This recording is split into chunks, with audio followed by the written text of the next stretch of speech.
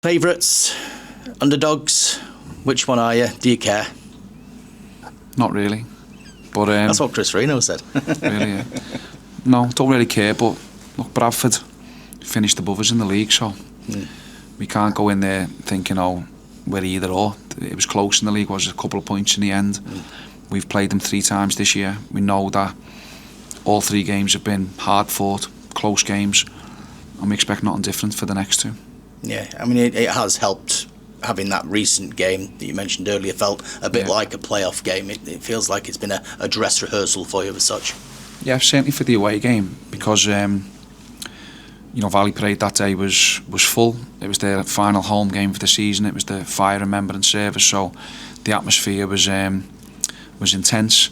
So it gives us a really good knowledge of what to expect when we go there next time.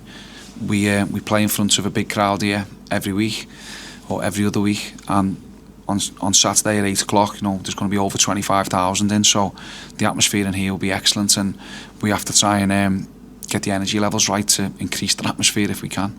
How much can the fans play a part for you? I mean, they've come to the wicket for you pretty much all season, especially away from home. The support's been amazing, but on nights like this, it's sometimes as much of a test off the pitch as it is on it, really.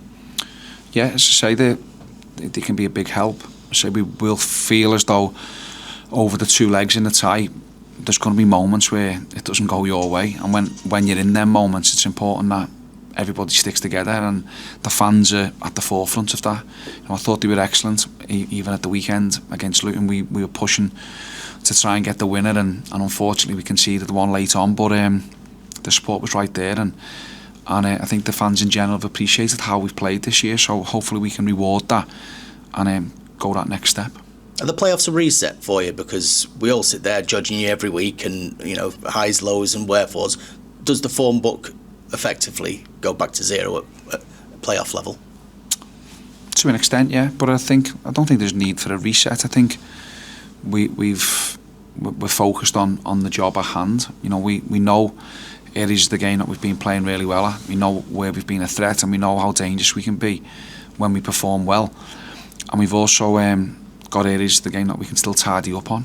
So it's not something that we change week in, week out. We're always looking for things and analysing games and figuring out how we can get better. So these next 2 games give us an opportunity to do that. Any nerves from your point of view? Are you allowed nerves for this sort of game? So I'm sure there'll be a bit of adrenaline kicking in as when we start on Saturday before the game. But I think the planning and the preparation and how we go over things and the detail we go into, we try and cover all bases. So for me, it seems the planning this week is consistent. So that's the word that I've been getting off everybody who I've spoken to with regards to who've had playoff experience. So that's what we've tried to do, keep it as normal as possible. But yeah, I'm sure just before kick-off there'll be a few butterflies, but that's normal. That's good. You mentioned you've made a few phone calls, had a few conversations. You won't be changing a thing about your kind of build-up and the way you go. Is that the message that you've had? Look, there's certain things that we've tweaked and certain things that we've looked at to try and give us an advantage going into the playoffs, like stuff in and around the training ground. But the training plan and the training regime has been the same. We have to think about the details that little bit more, I suppose. Like what did we do really well against Bradford last time? What areas of the game did we need a little bit of help with? So, but yeah, most of it though has been pretty normal, because I think that's what the players like. The players like routine.